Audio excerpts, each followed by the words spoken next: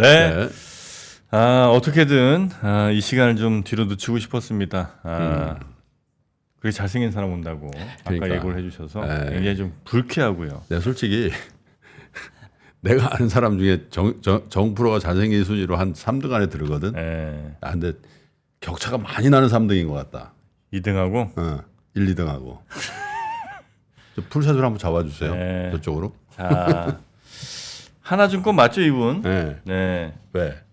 아니 저 검증은 또 확실하게 해야 되니까요. 네. 하나증권에 근무하고 계시고요.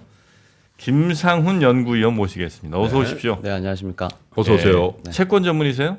네, 맞습니다. 뭐 채권 얼마나 알고 계시죠? 한 10% 알고 있는 것 같습니다. 또 겸손까지 하시네. 큰일 났네. 자, 우리 김상훈 의원님과 함께 일단은 올해 이제 보통 금리 3번 맞나요? 3번 정도 인하할 거라고들 시장은 뭐 5번 얘기한 사람도 있고 6번 얘기한 사람도 있죠. 시장 보통 어떻게 예상하고 어떻게 갈 걸로 우리 연준. 연구위원 보십니까? 네, 뭐 지금 뭐 연준 점도표 기준으로는 이제 12월 FMC에서 이제 점도표를 공개했으니까 그거 기준으로 이제 한 3번 정도로 보고 있다라고 보시면 되는데 이제 선물이나 수합 좀 단기 쪽에서 보는 이 인하 반영 폭은 7차례까지 갔었다가 지금 한 5차례 정도로 줄었다라고 보시면 될 것 같습니다. 그리고 저는 저희 하우스는 한 3번 정도 인하 보고 있다. 그 연준 경로대로 갈 가능성이 지금은 좀 더 높다라고 생각은 하고 있습니다. 최초는 언제로 보세요? 저는 한 6월 정도 보고 있고요. 6월요? 네.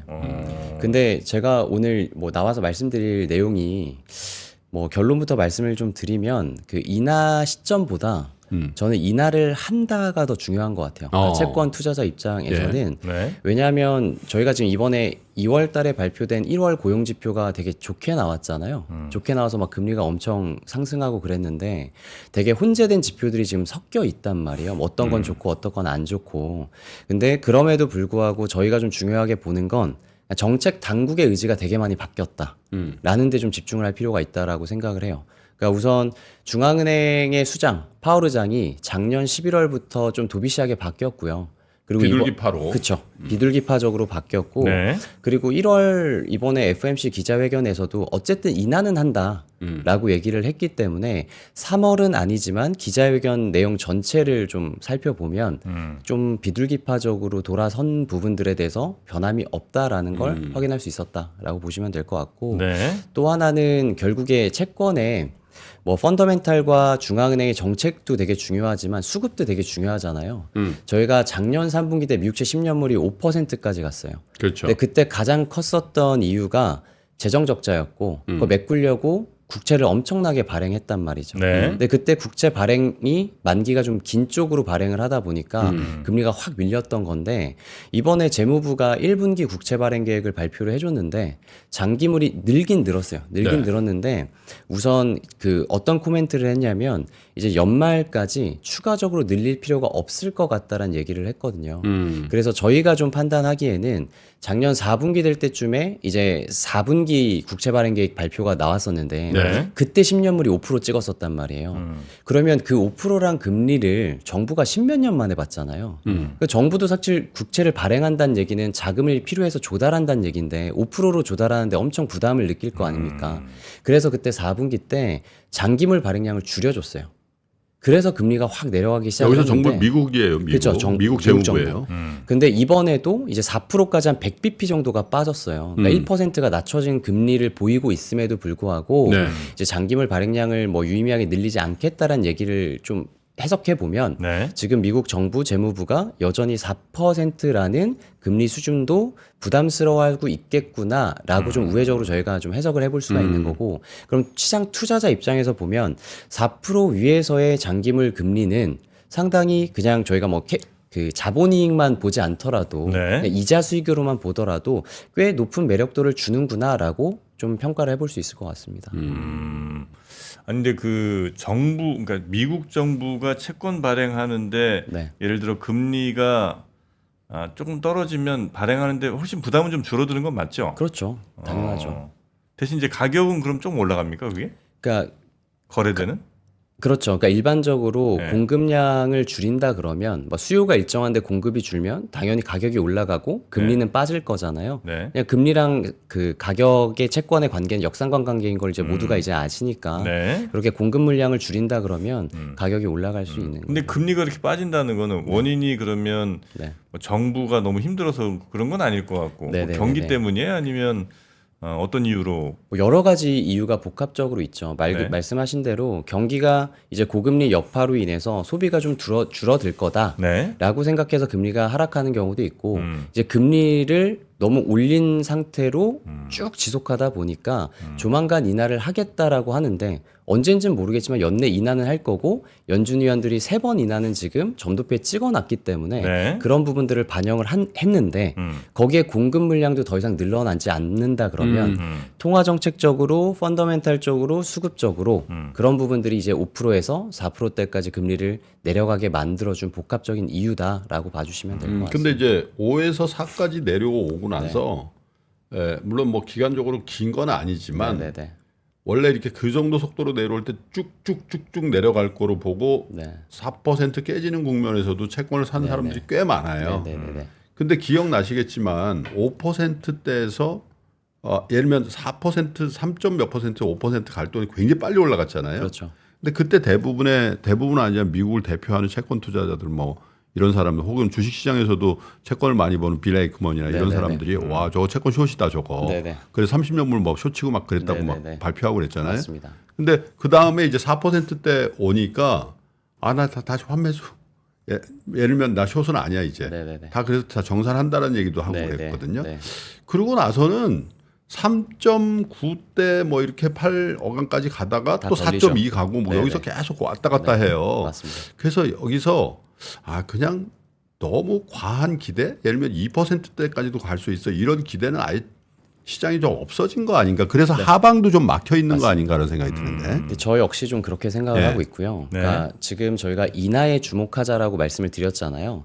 근데 또 하나 말씀드릴 부분이 이게 인하를 얼마나 할지 그거에 대한 시장의 되돌림이나 그걸 더 프라이싱하는 부분들, 반영하는 부분들에 있어서 시장 금리가, 그러니까 국채 금리가 요동을 칠 수 있어요. 그러니까 네. 저희가 지금 거의 2년 동안 채권 금리의 이 플럭추에이션을 봤잖아요. 엄청난 엄청났죠. 거를. 네. 그리고 5%까지도 갔었으니까. 네. 근데 올해도 저는 이제 사실상 채권 투자하는 데 있어서 되게 좀 불편한 시장이 올해도 지속이 될 거다라고 생각은 하거든요. 네. 그래서 그렇게 말씀드린 이유가 변동성은 큰데 좀 레인지 장세일 것 같은 거예요. 왜냐하면 인하는 할 거다라는 거를 정책 당국이 이미 얘기를 했어요. 얘기를 했고 물가도 2.0까지 가야 내가 인하를 하겠다가 아니라 파월 의장도 2에서 3% 정도까지 어느 정도 내려가면 그때는 인하를 할 거다라고 연준위원 2명 빼고는 다 동의를 한다라고 말을 했기 때문에 인하는 할 건데 시장 참여자들이 어쨌든 사고 팔면서 시장 가격이 금리가 결정이 될 텐데 이 사람들의 인하 시점과 폭이 다 다릅니다. 네. 그래서 중앙은행 그 위원들의 발언들이나 아니면 경제 지표가 월간마다 고용 물가 이런 것들이 발표가 될 텐데 네. 그때 서프라이즈가 나냐 뭐 컨센서스에 부합하느냐 샥이 나느냐에 따라서 이 기대가 매월 바뀔 거기 때문에 되게 조금 불편한 장세 왔다 갔다 하는 장세가 나올 거다라 보는데 그래서 제가 보는 건 그래도 뭔가 본인들만의 적정 레벨이라는 게 있을 거잖아요. 근데 저희가 그중에서 가장 중요하게 작년과 다른 점은 작년은 금리를 올리겠다라고 했어요.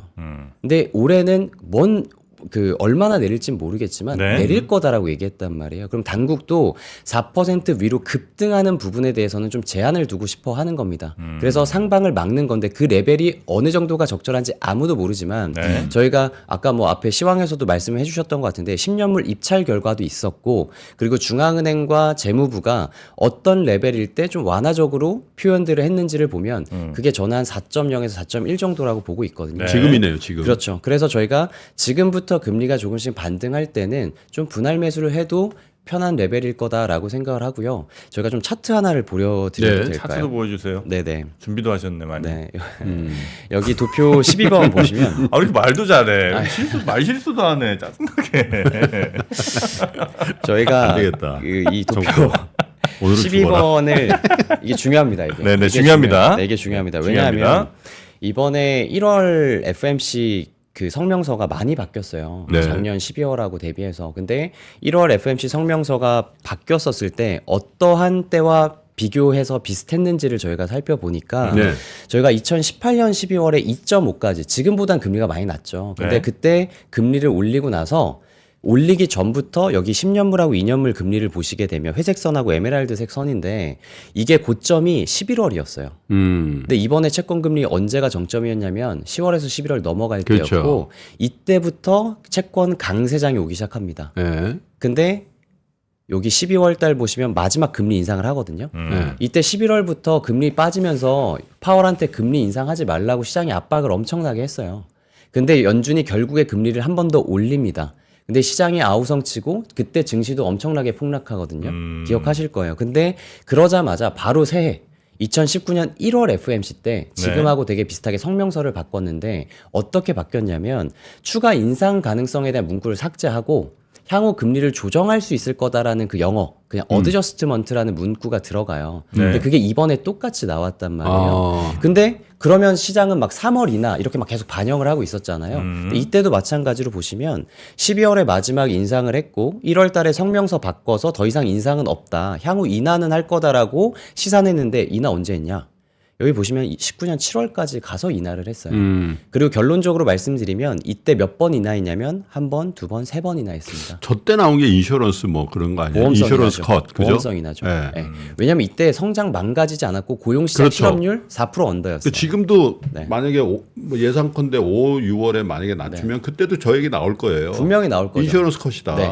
그리고 사실 지금 시장 단기 자금 시장 쪽에서 반영하고 있는 5번에서 7번은 사실상 경기 침체 컷이에요. 그렇죠. 그러니까 침체 컷을 인하를 반영하고 있는 거고 저희가 왜 보험성 인하를 기본 전제로 보냐면 연준이 점도표에서 3번 인하를 찍어놨는데 수정 경제 전망이 같이 발표될 거 아니에요. 실업률 전망치가 4.1이에요. 그러니까 얼마 높아지지가 않는 거예요. 일반적으로 리세션이 오면 실업률 한 6%까지 그렇죠. 가줘야 돼요. 근데 4% 보고 있고 물가는 심지어 2.4를 보고 있어요. 골디락스 장세를 보고 있는 거란 말이죠.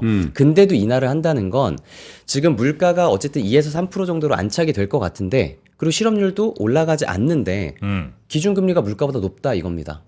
그렇게 만들었었던 거는 인플레이션이 9%까지 갔기 때문이에요. 그렇죠. 물가 잡으려고 그 이상으로 금리를 올렸던 건데 네. 지금 보니까 물가를 2, 3%까지 낮추고 있는 상황에서 실업률이 아직 안 올라가네라는 겁니다.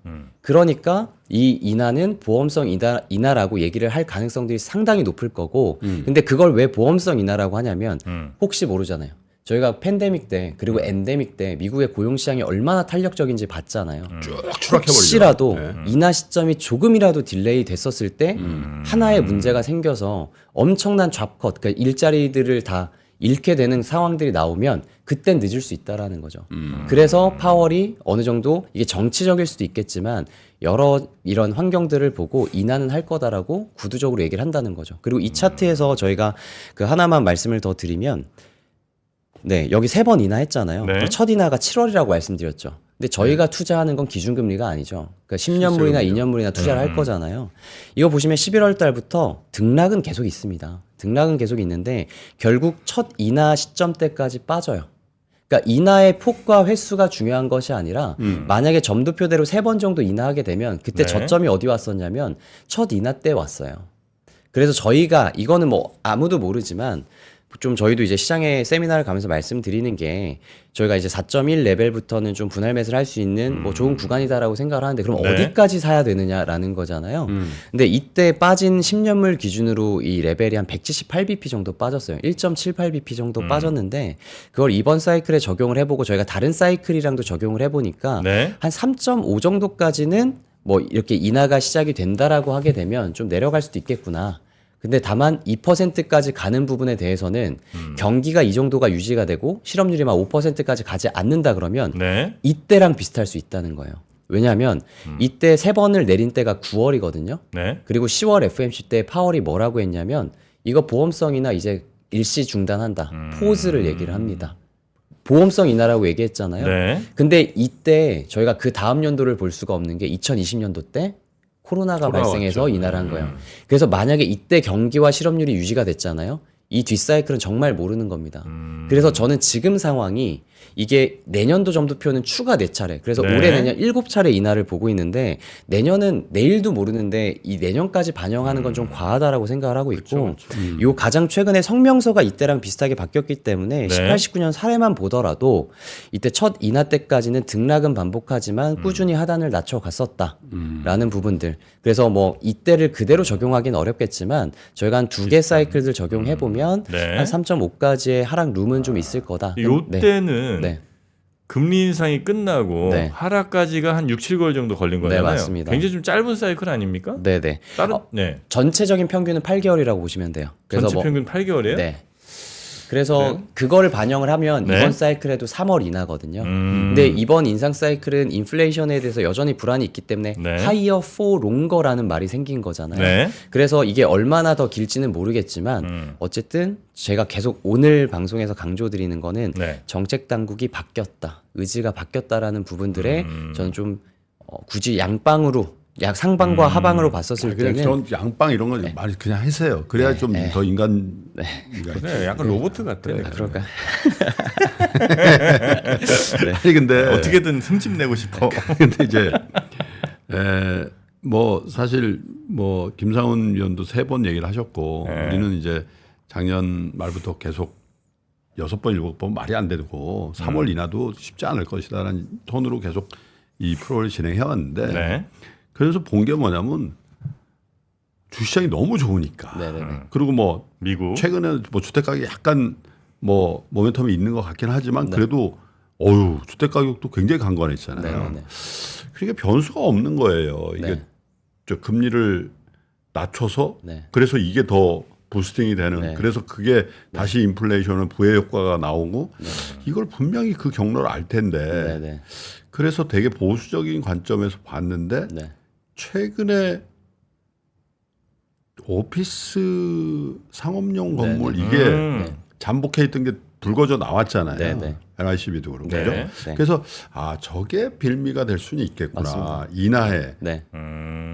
핑계가 필요한데 네네네. 인슈런스든 뭐든. 네. 근데 저게 나와주면은 한두 개 더 나와주고 그러면 선제적으로 좀 해보죠. 네. 뭐 요렇게 되지 않을까. 그래서 저도 생각을 하는 게 이게 만약에 금리를 잘못 낮췄다가 인플레가 발생할 수도 있지만 그러니까 연준이 여러 가지 데이터를 볼 텐데 지금 말씀 주셨던 그런 지역 은행들이나 상업용 부동산의 그런 노출도가 많은 은행들 그리고 네. 중소형 기업들의 유동성 문제가 언제 불거질 줄 모르는 거예요. 그러다 보니까 혹시라도 예를 들어 저희가 채권 투자를 하는데 이 기회를 만약에 문제가 생겨서 금리가 확 인하로 해서 낮춰갔었을 때 저희가 포지션이 없으면 되게 기회를 놓치는 거잖아요.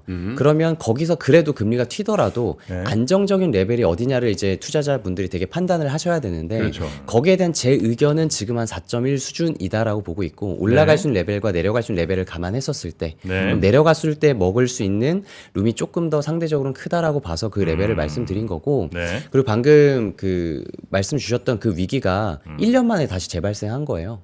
3월 달에 작년 3월에 SVB 사태 터졌었잖아요. 그래서 그때 뭘 마련해 줬냐면 대출 프로그램 가동해 줬어요. 네. BTFP라고. 근데 3월 11일 날 종료가 됩니다. 1년간 시행했었던.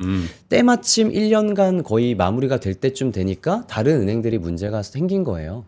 그래서 이 이후의 문제를 모르기 때문에 네. 지금 QT라고 하는 양적 긴축에 대한 감소관들도 3월 FMC에 더 심도 있게 논의할 거다라고 얘기를 했고 그런 부분들이 저는 이제 유동성 문제가 불거지는 부분들이나 네네. 금리 인하를 급격하게 해야 되는 부분들을 선제적으로 좀 방어해주지 않을까라는 생각을 네네네. 합니다. 그리고 지금 저희 한국이잖아요. 네. 저희 같은 사람도 이런 걸 우려하고 있잖아요. 그럼 연준과 재무부들은 가만히 있지 않을 겁니다. 계속 보고 있겠죠. 네, 그래서 제가 사실 연간 전망 때 2월 달에 금리가 튈 거고 그때 유동성 문제가 불거져서 사실 양적 긴축이나 이런 부분에 대해서 감속이나 종료 얘기가 나오면 장기물을 사자라는 게 저희의 기본 경로였는데 네. 1월에 로리 로건 델러스 연은 총재가 그냥 나와서 QT 감속 얘기를 먼저 그쵸. 꺼냈잖아요. 네. 그거는 이제 그 당국 쪽에서는 이미 이거에 대한 문제 발생 가능성들을 어느 정도 인지하고 있다라는 거기 때문에 네.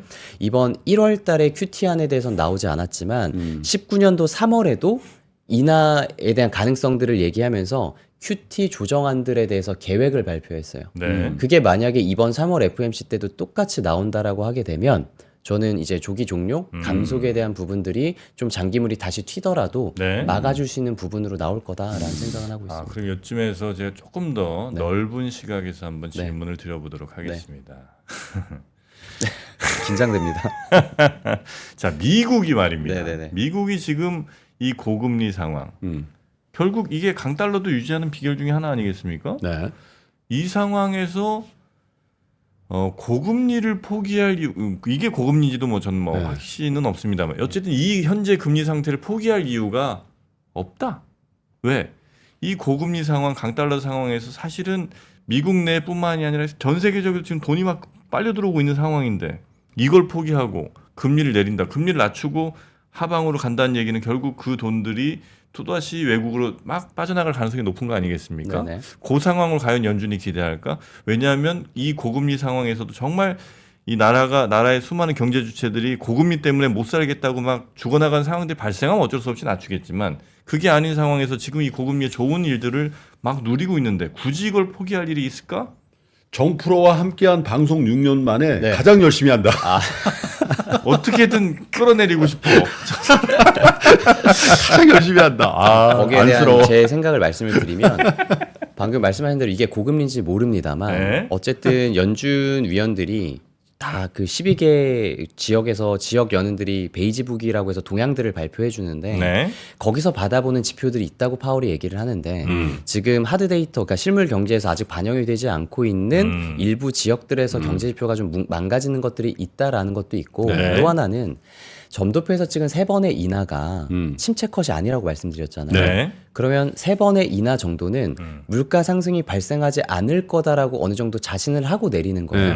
그럼 말씀하신 대로 지금 미국 쪽으로 돈이 들어가고 있는데 3번 인하를 하는 게 뭔가 기스가 나서 하는 것이 아니라 골디락스를 최장 기간 더 유지해주는, 그리고 지금 대선의 해잖아요. 네. 그렇죠. 그런 부분들 때문에 유동성 조절을 어느 정도 해주는 거다라고 한다면 미국 경기는 더 뜨거워질 수 있는 거죠. 그렇게 되면 여기서 뭐 강달러란 부분들이 인하를 해서 무조건적으로 막 100원씩 빠지고 200원씩 빠지는 달러 약세로 가는 가능성들보다는 이 부분에 대해서 플럭체이션을 최대한 줄이고 장기화할 수 있는 쪽으로 갈 수 있지 않을까라는 생각을 좀 하고 있습니다. 그렇습니까? 하고 있고 네. 그리고 또 하나는 보험성 인하를 했었던 경우가 네. 이번에 19년도도 있지만 클린턴 2기 때가 있어요. 그리고 그때 IT가 난리가 났었습니다. 네네네. 그때 저거 차트 하나만 제가 간략하게 1분만 말씀을 네. 좀 끝까지 또 드릴게요. 최선을 다해요. 이게 저희가 되게 진짜 장기 그림 말씀을 네. 드리는 건데 저희가 2년 동안 채권 시장이 너무 힘들었어요. 금리가 많이 올라가서. 네. 근데 이때 94년도 때 채권 시장 대학살이라고 불릴 맞아요. 정도로 그랬었죠. 금리 올리고 막 이렇게 하면서 힘들었거든요. 맞아요. 그래서 그린스펀이 3번 정도 내려줍니다. 네. 근데 이때 회색선 보시면 S&P가 날라가요. 이때 날라가는데 결국에 이걸 어떻게 했느냐? 저 2000년도 때 IT 버블 터지면서 망가지잖아요. 이때 금리를 다시 올립니다. 그래서 저희가 3번 정도 인하는 하는데 네. 이게 추가적으로 내려갈지에 대해서는 정말 알수 경기를 없다. 봐야 되고 그래. 3번 인하가 과거에는 하나 정도 인하했었을 때 주가도 예. 조정을 많이 받았었는데 잠재 성장률이 올라갔기 때문이거든요. 이때. 이 주가가 버티고 보험성 인하를 하면서 왔었던 결과가 뭐였냐면 네. 경제활동 인구는 그대로였는데 이 노동 생산성이 증가하면서 지금 AI가 뜨거운 이유를 저희는 탑다운으로 보면 이런 관점도 있다고 몇 생각합니다. 년쯤이죠, 저게? 이거는 이제 90년도 후반대를 보시면 돼요. 옛날 일을 어떻게 알고 계시죠? 뭐 혹시 나이 많으신 거 아닙니까? 적지는 않은 것 같습니다. 적지는 공부 않은 것 많이 같습니다. 했지. 공부하신 거에 또 심지어? 정 대표님. 네. 알겠습니다. 네. 어차피 안 되는 거 정리합시다. 네. 시간 다 됐지. 네. 장 시작해. 네, 그래서 결론적으로 네, 지금은 채권에 투자를 해도 괜찮을 시기인 것 같다. 네, 저는 괜찮다고 생각하고 한국 채권, 미국 채권 둘 다. 네, 네. 네. 네. 더 구체적인 투자 전략은 정프로와 김상훈 애널리스트의 단독 인터뷰로 앞으로 진행하도록 하겠습니다. 저분과 투샷은 이제 잡히지 않도록 하겠습니다. 자, 고맙습니다. 네, 네, 감사합니다. 잘 보내세요. 고맙습니다. 네, 감사합니다. 네. 자, 자. 경영에 그냥 집중해달랍니다. 방송은 접고. 자, 그러면 여러분 뭐 안 되는 건 안 되는 건가요? 인력으로 안 될 수 있는 일도 있다는 거 오늘 또 깨달으면서 오늘 인사드리고 그래요. 그러면 저희가 화요일 네. 다시 뵙도록 하겠습니다. 자, 설 명절 잘 보내시고요. 예. 설 명절 기간 동안은 주식에 대한 시름은 잊으시고 여러분 가족들과 네. 정말 재밌고 행복하게 보내시고 화요일 날 건강한 모습으로 다시 네, 뵙겠습니다. 연휴 기간에 또 저희가 재밌는 컨텐츠 많이 준비했습니다. 네, 주말도 많이 사랑해 주시고 화요일에 뵙겠습니다. 함께해 주신 여러분 고맙습니다. 고맙습니다. 장 시작 전부터 종료까지 쏟아지는 수많은 뉴스와 정보들. 이 중에서 어떤 것이 투자에 정말 도움이 되는 정보일까요? 3프로의 증시 셔터맨 박근영 마스터가 직접 정보를 선별하고 투자의 힌트를 드립니다. 시간도 아끼고 투자 아이디어도 얻는 시간, 박근영 부장의 마켓 힌트와 함께 하세요. 자세한 사항은 3프로 TV 앱과 홈페이지를 확인하세요.